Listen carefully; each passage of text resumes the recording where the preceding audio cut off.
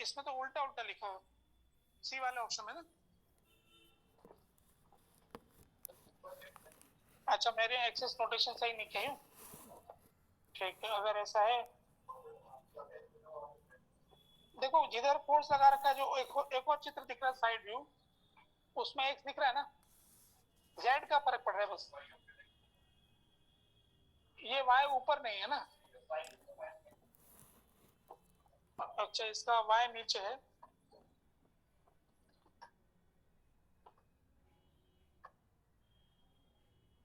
ठीक है, अब मिटा दो, वाई नीचे कर लो ना।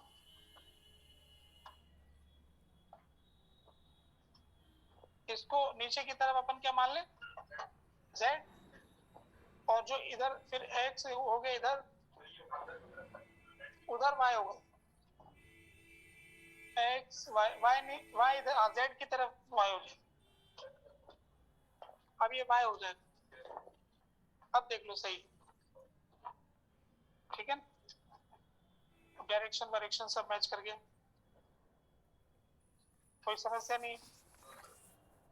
अब इसमें डाउट है फ्रिक्शन किस पॉइंट पे लगेगा, जो इन्होंने टॉप में जो रखी फ्रिक्शन किस व्यू पॉइंट पे लगे सेटिस्फाई। हाँ, ये पहले डिस्कशन हुआ है, मेरे को ऐसा याद आ रहा है कि ये जो शर्त है ना, ये लागू नहीं हो पाती है। पॉइंट ऑफ एप्लीकेशन ढूंढेंगे ना इसका, बाहर आ रहा है इसके बाहर आ रहा है शायद वो, इसकी बॉडी के बाहर आ रहा है वो इसलिए भी आ रहा है क्योंकि फोर्स आपका 1/3 हो गया ना।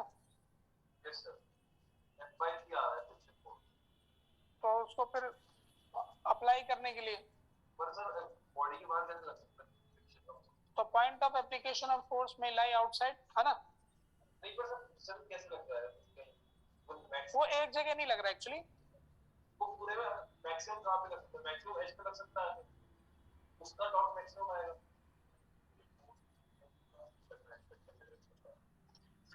नहीं, इसमें एक पॉइंट यूं आ रहा है, जैसे मान लो एक एग्जांपल लेते हैं, जैसे इस तरफ फोर्स लग रहा है 2F और इस तरफ लग रहा है F, तो इनका पॉइंट ऑफ एप्लीकेशन ढूंढना चाहिए हम, कि इन दोनों का हटा के एक लगाएंगे। तो इस वाले पॉइंट से देखिए तो 2F into L हो गया, तो इन दोनों को हटा के सिंगल फोर्स से रिप्लेस करेंगे तो वो यहां आ जाएगा 2L पे। तो अब प्रैक्टिकली तो ऐसा लग रहा है, तो फ्रिक्शन कुछ एक तरफ कुछ दूसरी तरफ से बहुत जगह लग रहा होगा, ऐसे अपोजिट डायरेक्शन वाला, है ना। तो जिस पॉइंट के अबाउट, अच्छा तुमने जो पॉइंट ढूंढा ना, point of application of friction ढूंढना चाहते हैं एक बार, तो देखो, तो point of application of friction जो आ रहा है, जिससे कि ये सारे टॉर्क बैलेंस हो जाए ना, तो F इंटू L/2 चाहिए अपन को ना। सबसे पहले तो अपन को Z एक्सिस वाला जो टॉर्क है, कौन सा टॉर्क बैलेंस करना था इधर, हाँ Z एक्सिस, जो यहाँ पे Z दिखा रखा है, तो Z वाले को बैलेंस करने के लिए अपना फोर्स का टॉर्क है F इंटू L/2, जो कि H पे लग रहा है, तो फ्रिक्शन है आपका F/3, तो डिस्टेंस क्या हो जाएगा, टॉर्क ऑफ फ्रिक्शन, तो F/3 तो टोटल हो गया, पर उसका Z एक्सिस से डिस्टेंस एक जैसा नहीं होगा, वेरिएबल टाइप का होगा। तो इससे अगर तुम यू कैलकुलेट करने की कोशिश करोगे कि F/3 इंटू कुछ डिस्टेंस x मान लिया, तो वो FL/2 करने की कोशिश करेंगे, तो 3L/2 बाहर जा रहा है। तो ऐसा ना होकर के प्रैक्टिकली क्या होगा, फिर क्या सजेशन है इसके लिए, हाँ वो तो मान लिया,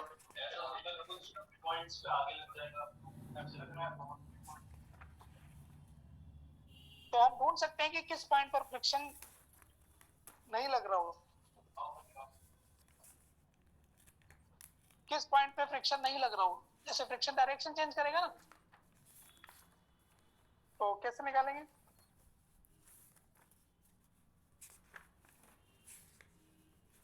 जिस पॉइंट पे फ्रिक्शन नहीं लग रहा होगा ना, वो ऐसा पॉइंट होगा कि अगर हम उस पॉइंट के अबाउट टॉर्क देखेंगे,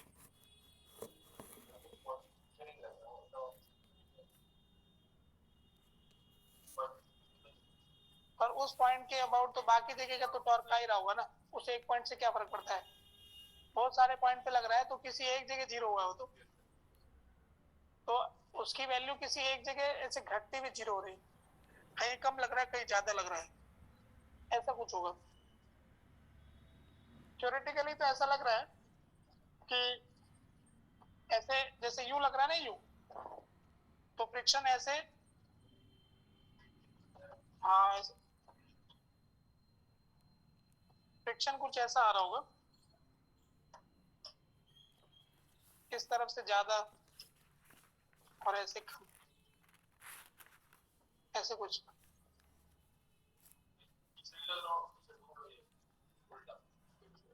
अगर ऐसे ऐसा रेडिएट होता तो मैक्स टू मैक्स f/3 लग सकता है। हाँ पूरा f/3 भी अगर पूरे एक एज पे लगा दो तो भी उस बैलेंस नहीं कर पाएगा। पीछे भी लगेगा किसी पॉइंट, हाँ किसी पॉइंट पे पीछे भी लग रहा होगा, बीच में जीरो आएगा। हाँ वो आएगा। राइट जीरो है।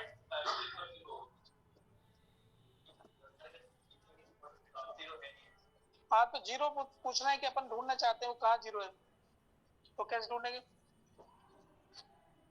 हम जीरो वाला ढूंढना चाहते हैं पॉइंट, तो कैसे ढूंढे हम? नहीं हम कैसे मान लें?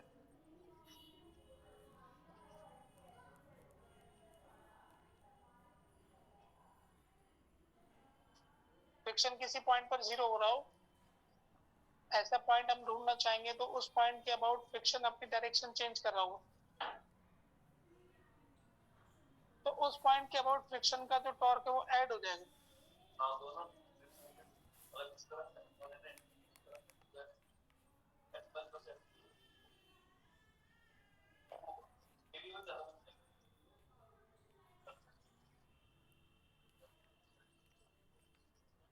हाँ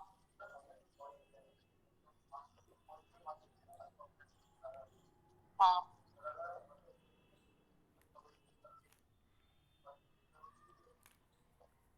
कहाँ पर मान के क्या है, वो तो नीचे वाला पॉइंट पे लगेंगे, लाइन तो फिक्स है ना, सिलेंडर एक ही लाइन पर टच करे, सिलेंडर का जो कांटेक्ट पॉइंट होगा एक लाइन होगी वो, तो लाइन वही होगी जो अपनी वाई एक्सिस है, वाई एक्सिस के अलोंग एक लाइन होगी जिसपे ये सिलेंडर टच कर रहा हो, तो उसके हिसाब से फ्रिक्शन इसी लाइन के ऊपर ही लगेगी और उसका नेट जो सम है वो आगे की तरफ आएगा। हाँ जो टोटल फ्रिक्शन अलग अलग कम ज्यादा लगेगा। हाँ मैक्सिमम f/3 नहीं है, नेट f/3, ये सारे सारे फ्रिक्शन जो आगे पीछे लगेंगे उनका टोटल सम f/3, तो वो इक्वेशन में तो कोई फर्क पड़ा नहीं।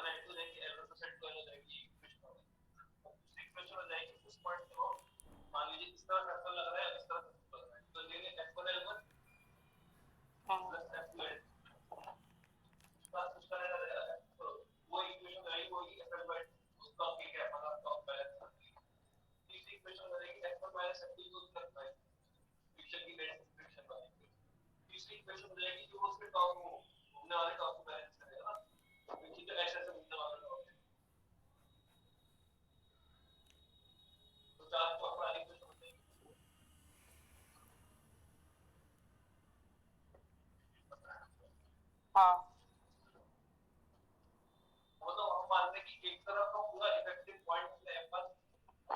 इसका मतलब हम इनडायरेक्टली हम ये कहना चाहते हैं कि हम तो यही पता करना चाहते हैं कि जो फ्रिक्शन है ना एज ए कोऑर्डिनेट कैसा लग रहा हो, उसकी value, find the friction as a function of coordinate. ये फ्रिक्शन स्टैटिक फ्रिक्शन की डिफरेंट डिफरेंट वैल्यूज होगी, Yes, sir. है ना, Yes, sir. वो हमें निकालना है, बजाय कि जैसे तुम चाह रहे हो ना उसको तो अपन तोड़ तोड़ के देख रहे हैं, तो जनरल फंक्शन बना करके निकले तो हाँ फिर उसमें सब सही होगा। क्यों लीनियर थोड़ी करें हम,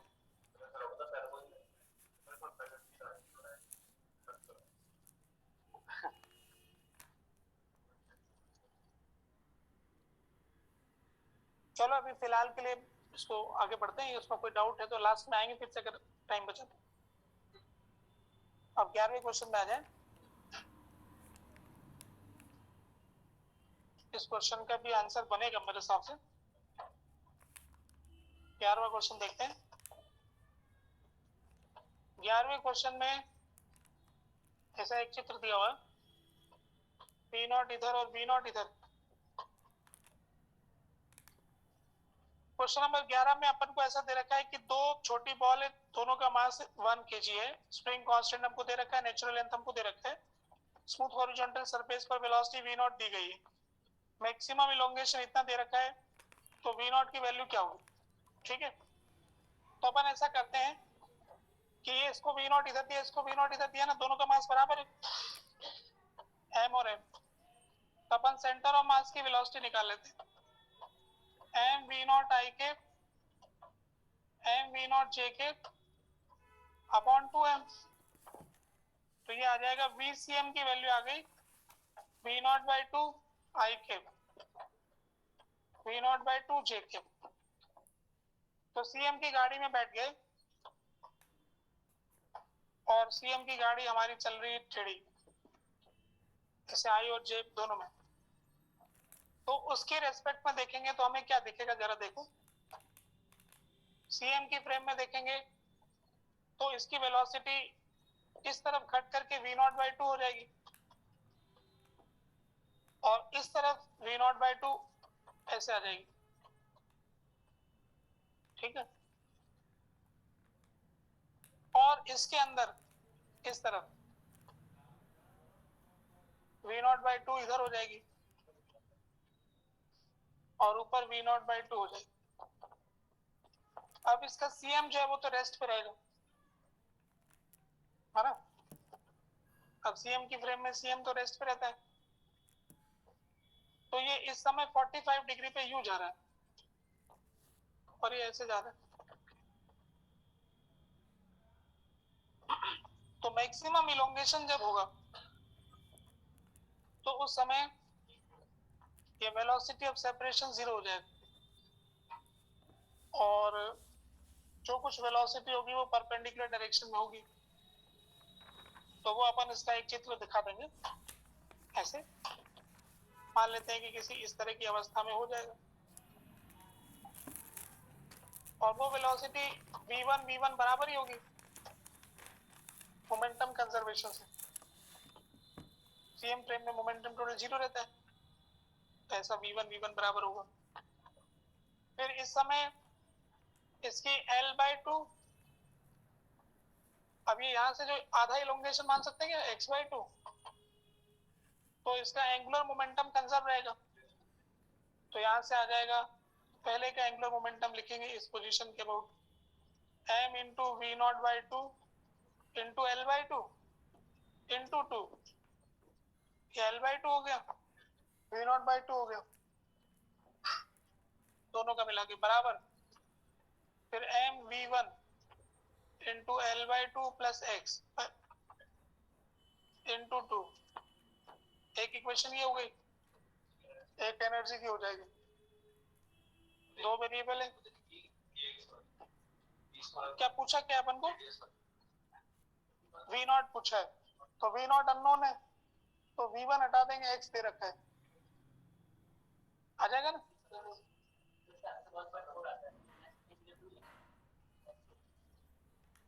अच्छा, इसको सॉल्व करने से इंटीजर नेक्स्ट टू अल्फा ना, तो 2 हो जाएगा। ठीक है, 1.4 आता है, फिर उसका नेक्स्ट इंटीजर 2 लेकर के आंसर बढ़ा। अच्छा,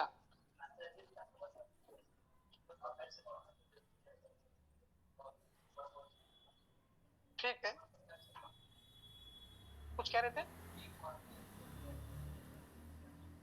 अच्छा, तुम किसी एक के रेस्पेक्ट में चाहते हो, किसी एक के रेस्पेक्ट में एक का कुछ पता नहीं, क्योंकि इसमें फोर्स वेरी कर रहा है तो एक्सेलरेटेड होगा, सूडो फोर्स का लफड़ा होगा। हाँ, वो कोई मना नहीं। फोर्स ना सिर्फ ऐसा लग रहा है, इसके पाथ और इसके वेलोसिटी और इसके बीच में एंगल भी आ रहा है। एक बार के लिए ऐसा कर लें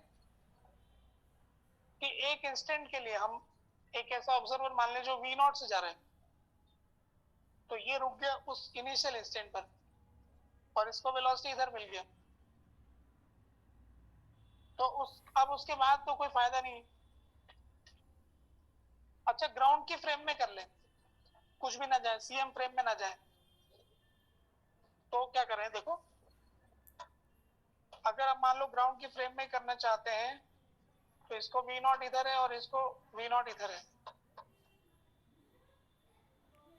तो ये तो निश्चित है कि ये ऐसे करता हुआ इसका सीएम जो है वो इस एंगल पे जा रहा है। तो किसी समय पर जब मैक्सिमम इलोंगेशन होगा, तो जब सीएम की अलोंग ही इसकी लेंथ होगी तभी होगा क्या? ग्राउंड की फ्रेम में सीएम जिस लाइन के अलोंग जा रहा है,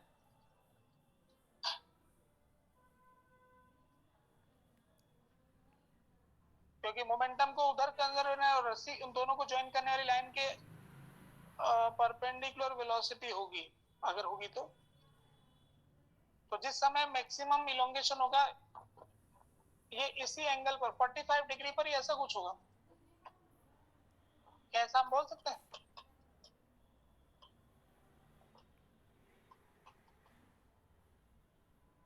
और मोमेंटम कंजर्वेशन से इस लाइन के लॉन्ग दोनों का v बराबर होगा, तो वो तो सेंटर ऑफ मास की वेलोसिटी के बराबर होगा, v1 मान लो इस लाइन के लॉन्ग, और इस लाइन के परपेंडिकुलर मोमेंट v2 कैसे मान ले? मोमेंटम, टोटल मोमेंटम इधर है तो v2 मानना पड़ेगा, क्योंकि जीरो होगा ना इस तरफ,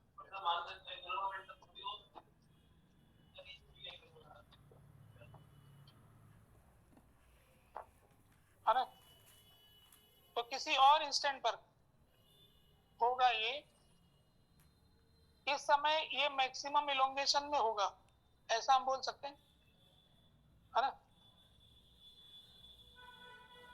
और टोटल वेलोसिटी 45 डिग्री के अलोंग आ रही होगी, मतलब जो इसका v1 ऐसा आ गया, v2 बराबर होगा मोमेंटम के साथ। अब मेरे पास कितने वेरिएबल हो गए? v1 v2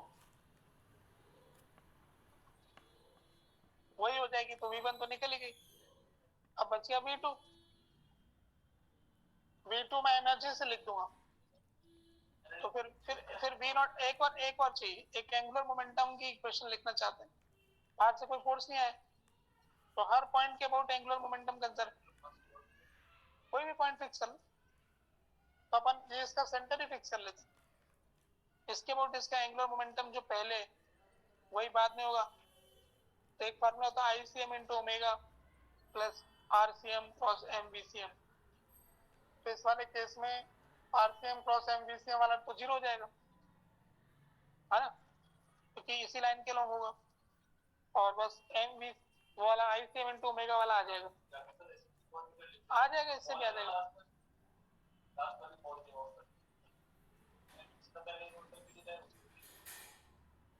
फिर इसके अबाउट लिखते हो, फिर हाँ कोई फर्क ही नहीं, हाँ इसमें जरूरत ही नहीं पड़ेगी नहीं इधर वाले, ठीक है? इसमें एक बात हमने अज्यूम करी, क्या बात सही अज्यूम करी कि जिस समय मैक्सिमम इलोंगेशन होगा उस समय ये लाइन स्प्रिंग की ऐसी ही होगी, क्या ये सच्ची बात?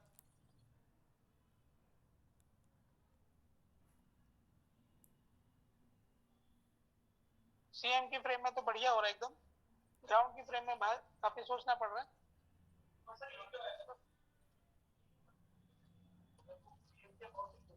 उससे ढूंढ लेंगे, उससे तो ढूंढ ही लेंगे।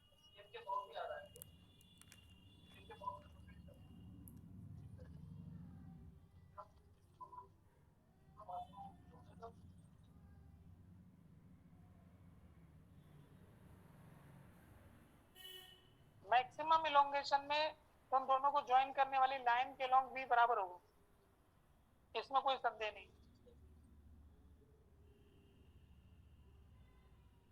अब ये इसी लाइन के अलोंग ही होगा, ऐसा नहीं कह रहा चाहिए इस लाइन के अलोंग होगा, अगर ये रोटेट करते हुए जा रहे हैं, ये जरूरी थोड़ी है उसका सेंटर ऑफ मास इस लाइन पे लाई करेगा, ये जरूरी थोड़ी होगा इस लाइन पे लाई करेगा। फिर तो ये v1 v2 मोमेंटम तो टोटल इसके अलोंग आएगा, फिर v2 v3 मानने पड़ेंगे। इस वाले डायग्राम में तो v2 कैंसिल हो रहे हैं, यस सर, क्योंकि मोमेंटम इधर की तरफ ही है, और अगर ये वाली लाइन नहीं मानते तो एक वेरिएबल और बढ़ जाएगा।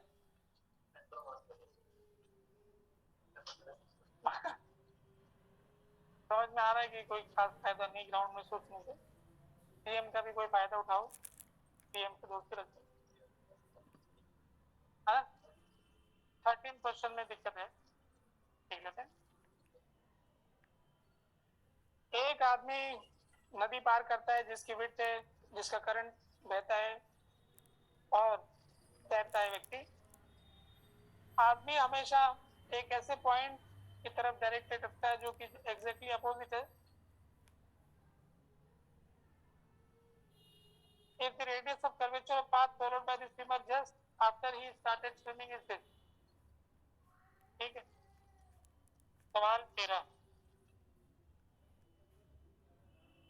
ये नदी पार करने का मामला है, नदी की स्पीड फिक्स है क्या?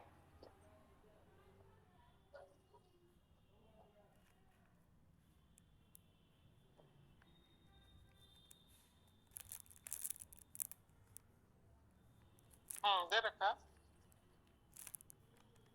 तो इसके तो फिर 5 स्ट्रेट लाइन में हो गए।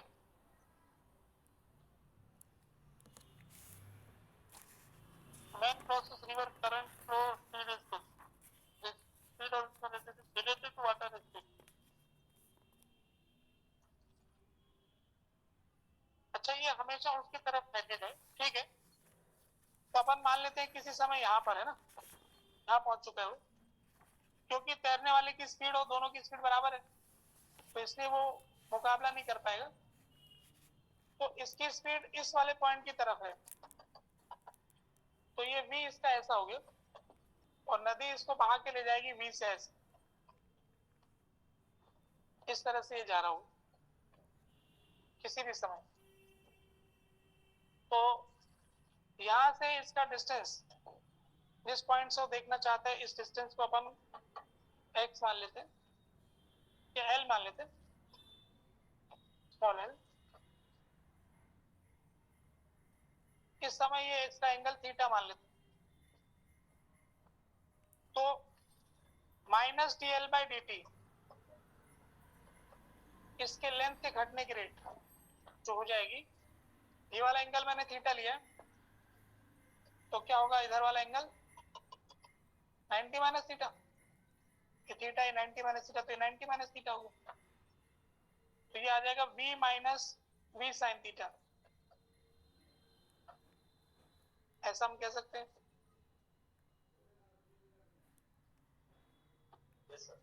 एक इक्वेशन ये हो रही, और दूसरा ये है कि ये उस तरफ जा रहा है, तो उसको उस तरफ ले जाने वाला वेलोसिटी कौन सी, v cos थीटा।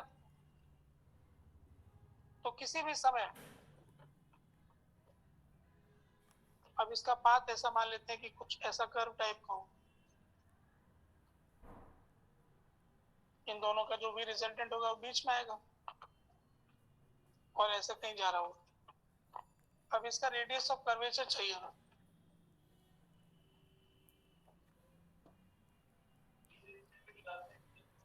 हाँ, हमें सिर्फ इनिशियल इंस्टेंट पे ही पूछा है, तो इनिशियल इंस्टेंट का डायग्राम बना। तो dt टाइम से काम बना लेंगे। एक पल का सवाल है ये, पल वाला हिसाब लगा लेंगे। इस समय इसकी वेलोसिटी इस तरफ v होगी और नदी इसको v से इधर ले जा रही होगी, ठीक है। और इस समय इससे आने वाले dt टाइम के बारे में थोड़ी सी बात कर लेते हैं। तो dt टाइम बाद ये चलेगा 45 डिग्री पर, √2v dt, ये v और ये v इनका रिजल्टेंट 45 डिग्री पर आएगा। तो इसका जो डिस्प्लेसमेंट होगा dt टाइम में वो होगा इस तरफ, होगा √2v dt।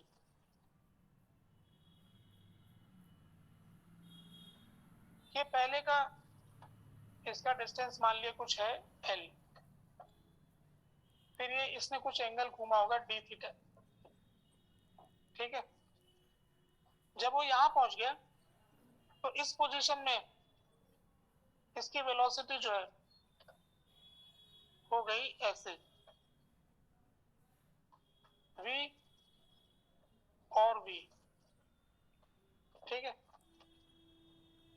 तो dt टाइम में चेंज इन वेलोसिटी, एक्सेलरेशन चाहिए ना अपन को, तो एक्सेलरेशन होता है dv by dt, change in velocity. तो dv को अपन लिख सकते हैं यहाँ पर dt टाइम में जो चेंजेस आए हैं, final velocity vector minus initial velocity vector को सब्ट्रैक्ट कर देंगे। तो फाइनल वेलोसिटी वेक्टर को मैं लिखता हूँ यहाँ पर v i के, और ये d थीटा इधर आ गया ना, तो ये v minus v d theta ना, साइन वाला कंपोनेंट आएगा, v माइनस, और छोटा एंगल इसलिए v minus v d theta i के,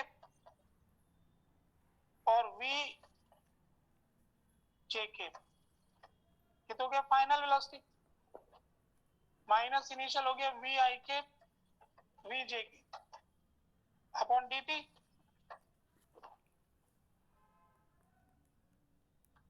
तो a वेक्टर आ गया, v i के वाला कट गया, तो क्या आया माइनस में आ गया, क्या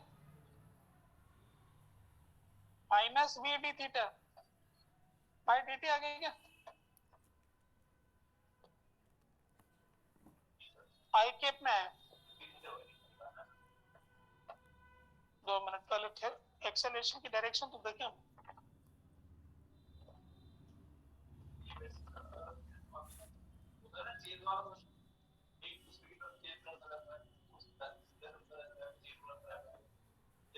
हाँ वो तो है यार, नीचे वाले इसका रिवर्स कंपोनेंट है ना, उसके सामने वाला पार्ट देखने वाला आता है। हाँ सेम क्वेश्चन बन जाएगा। नहीं पर मैं जैसे अपन तो ऐसे ही नॉर्मल तरीके से आगे पढ़ना चाह रहे हैं, तो ये जो मैंने बाद का वेलोसिटी वेक्टर लिखा है, इससे एक्सेलरेशन किस डायरेक्शन में है, एक्सेलरेशन लेफ्ट में है, क्योंकि नीचे वाले रिवर्स वेलोसिटी कंपोनेंट तो सेम है, पहले i कैप में था, अब थोड़ा सा लेफ्ट में चला गया, i कैप में तो j cap, sorry j cap में पहले, ठीक है ठीक है। अब d थीटा बाय dt की वैल्यू इस इंस्टेंट पर v बाय l होगी, इस इंस्टेंट पर d theta by dt, v perpendicular by r होता है ना, तो ये v बाय l हो गई। तो यहां से एक्सेलरेशन की वैल्यू आ गई minus v square by l i के, ठीक है। तो जो टोटल वेलोसिटी है वो तो है √2v, जो कि 45 डिग्री पर है, यहां से ये 45 है, 45 इधर, पर एक्सेलरेशन जो है अपना वो इस तरफ है, v स्क्वायर बाय l। अपने पास रेडियस ऑफ कर्वेचर का फॉर्मूला होता है v का स्क्वायर अपॉन a परपेंडिकुलर।